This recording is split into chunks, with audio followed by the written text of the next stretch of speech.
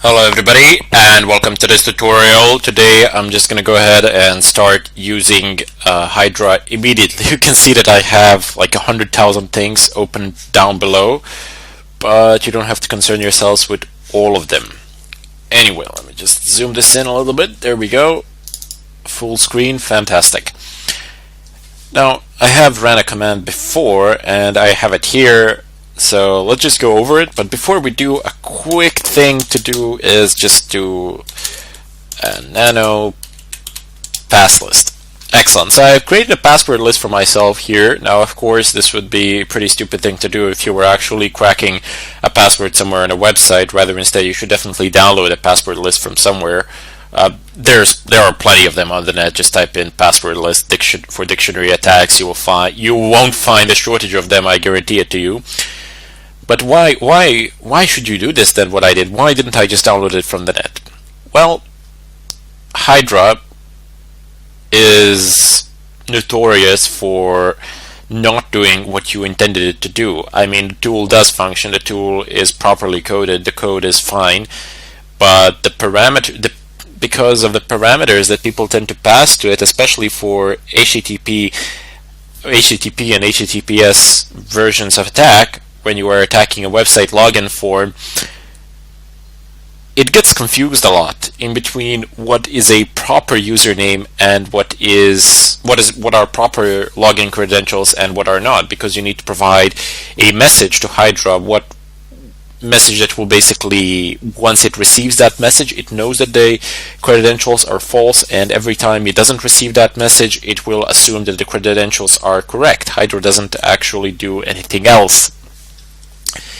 And because of this, it can get confused a lot, and you do need to pass that long URL parameter for a login site.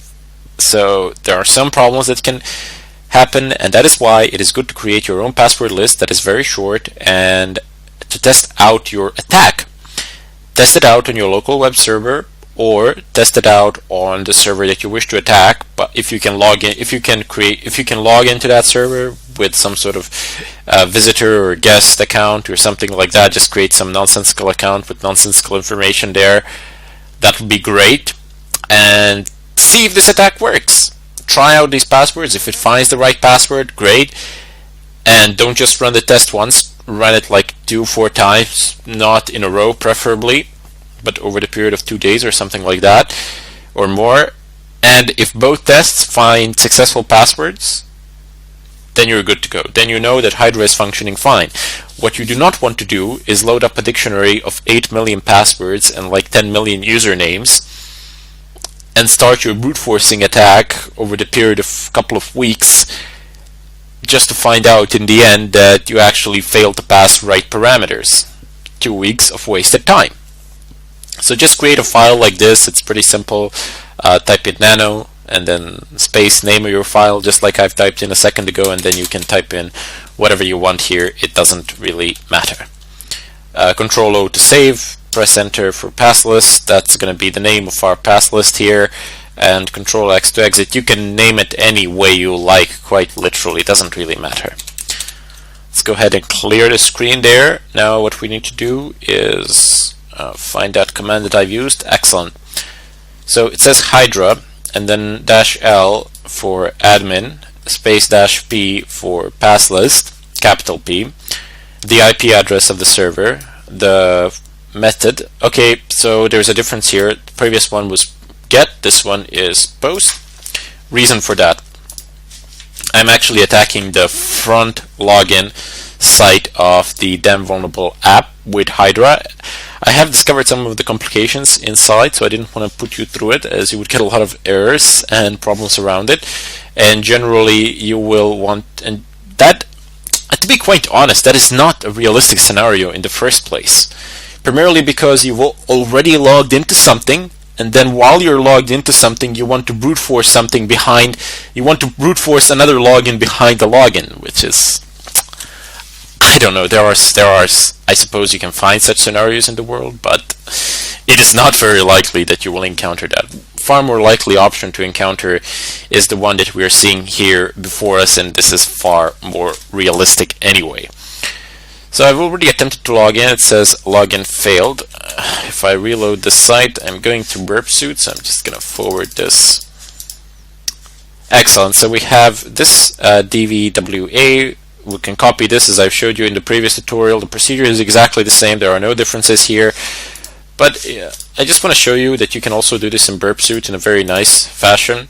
So you can go here into headers, and you can immediately see what you are requesting here. You will of course disregard the HTTP/1.1, sorry, not 1.1 request. Rather, instead you will just copy this first part of this header. You got some hex here that's completely irrelevant to us, some parameters here anyway, but you also have it here. It says get, and then you have it here again in the same form, but you can actually copy paste it from here, while from headers I don't know, it's possible, but you have to like cut it and do stuff to it. Here you can just do this and then copy paste to wherever you want. Anyway, even though the method is get to call the website, we are yet to attempt a login. So if I forward this, excellent. And now I'm going to attempt a login. Where is it? Excellent. So you see here it's post. As soon as you don't see your credentials being passed in the URL space of your browser, it should be post, if I'm not mistaken. If they are passed in the URL, it's get. But just try some random login, smash against your keyboard, and you can also figure it out in burp suit. You can use the burp suit in the same way I've showed in the previous tutorials, and here you can figure out that it's post. But anyway, you don't actually need to use burp suit. I've showed you how you can get it from page source. Pretty much that is a universal rule for any site out there, and here you can see the username fields and password fields, etc. You can even get the session ID here, but all of that you can get through your browser. Also, one more thing to note is that the security is set on high. Anyway, I'm just going to go ahead and forward this, minimize this as I don't really need it, and come back into the hydra command.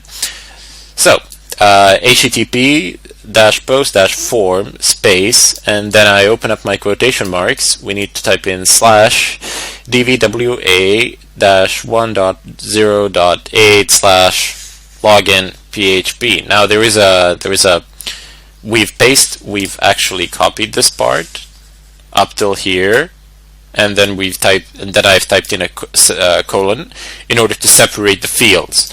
The next field that I need to use is username. Do I still have it here? No. Okay, so it's just easier for me to look at it in burp suit now, but you can look at it wherever you like in Firefox as well. Just go ahead and forward that information, and let's go. Will this work? Tell me. Yep, there we go. Excellent. So here you see username equals. Again, you can do all of this the way I showed you in the previous tutorial, just extract information from page source, but it's a bit easier to see them in burp suit. Username equals, and then I would of course copy that part, and here you go. Surely enough, it says username equals. I've copied that part. Now this is the part that belongs to the website, and this part here belongs to Hydra. So you type in a $, user with capital letters, and then $, again, to close it. So this part tells Hydra where to insert username, and this is the field name on the website, equals, and then Hydra will insert values there. $, password. Again, in burp suit you can see that it's actually $, and then password. Forget about this random value here. This is just a username that I basically smashed my fingers against the keyboard and attempted a login just to get this form here, and just to get this information here, which I can later on utilize, that I am utilizing now. So the next field is not the next field, but the extension to this field is basically $, password equals, and then we have it here again, and $, password equals. We open up caret signs, basically like quotation, but I don't know, they just said okay, it's going to be caret signs, and in between them just type in pass, like write it exactly as I've typed it in here. So for password, it's always PASS, and for username, it's user, basically, just all capital letters. You are telling Hydra, but these field names, they can, I suppose they can be changed depending on what the web developer has intended them to be. But it doesn't matter. I don't know, somewhere instead of a password you can say a PIN or something of a kind, but you do need to check that with a website in the source code of the website that you can view by right-click view source or use a burp suite proxy as I've showed in the previous tutorials, and then you will be able to figure it out. Never mind. Excellent. So past the password, you have &sign login. So let's just go to the burp suite and see what's up there. So it does really say that the extension of this field is &sign login, and it equals login. It is so indeed, and we copy it and paste it here. There is no need to actually do any alterations there. Login will equal login. Hydra will not insert anything there. Now the third field that we need to pass. So this is one field.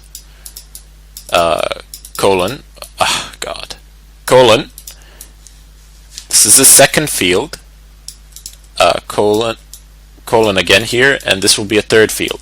Now the third field actually is the marker field. So that pretty much, that is something that Hydra is looking for, and if it gets that, it knows that it knows that it's an invalid combination of a username and the passwords. If we just open up our browser back up again, it says here at the bottom of the page, login failed. So just try to find some message after you have typed in some random credentials, whatever, and press login. Find a message that basically says login failed. This login failed, I don't know, can be on any portion of this site, but it will be there. Don't worry about it. There is always a message when you fail to log in. So you just copy, paste that message here. If you okay, so obviously you can copy it from here, but you can also say view selection source, and then you got login failed there as well. I can't actually click on view page source here. It's still loading, some messing up with burp suite, I guess, but it does not really matter. This message won't be the same. It will vary from one site to the next, and its position will vary from one site to the next. And even if I had shown you the source code for this particular site, I mean, you can see it yourselves. It's going to be in one place, but just try opening up any other site and do a deliberate fail of login. Just type in some random credentials and then do right-click view source. You will see that you get a different message. It doesn't necessarily need to say login failed. You can just say failed or incorrect username and password or something of a kind.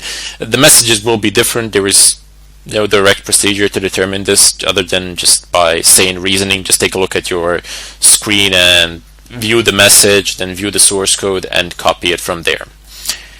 Anyway, quotation marks closed here, space, dash, capital V for verbose output. Why capital V? I think that's for extra verbose output, if I'm not mistaken. I think that's why I placed it there, but I'm pretty sure that the lowercase v would function just the same. Anyway, if I press enter now, this is gonna go and work, even though there are just a few. You see, it actually tries them all out because the amount of threads that it's running is 16. You can increase the amount of threads by adding a -t space. I think it supports maximum 64 or 32 threads, I'm not sure. Also depends on your actual computer how much it can handle. Anyway, it says on port 80 HTTP post form host, and then it says login admin, password is password. Now, it is always a good idea to do a lot of research prior to, as I've stated in the previous tutorial, prior to doing this, primarily because you won't necessarily have some sort of complex login credentials because they are rarely found anywhere, primarily because people don't bother with that. But you will want to know more about those login credentials. You will want to learn at least something before you attempt to do this sort of an attack, because if you know nothing, this sort of an attack can last for an eternity of time and you're most likely gonna get discovered by the administrator. Also, I advise you to use this in combination with some sort of proxy or something of a kind. Also, a very nice thing to do is to go ahead and click on Applications, Kali Linux, Password Attacks, Online Attacks, Hydra-GTK. And here you have a graphical user interface for Hydra GTK, for Hydra, just GTK for graphics. Here you can choose like single target, target list, specify a port. You can specify all these things via command line as well. You can specify a protocol here. Down here you can say SSL, use the SSL, be verbose, show attempts, debug, complete help after failure.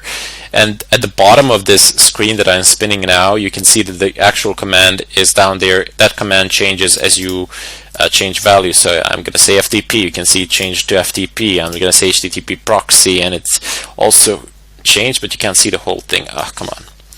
Yep, there we go. It says now HTTP proxy. The letters are pretty small here, but doesn't really matter. Just take a look at this graphical user interface tool if you're interested. All of these things you can do via command line. All of them. There's no difference there. You can specify a username, username list, password, use colon separated files, try login as password, try empty password, try reverse login. Pretty much self-explanatory things. Number of tasks. Here it's set by default to 16, but you can increase. You can also tell it to exit after first pair found per host if you're passing a file of multiple hosts, and you can say exit after first pair found on a global level. So if you find some login credentials for any of the hosts, just stop.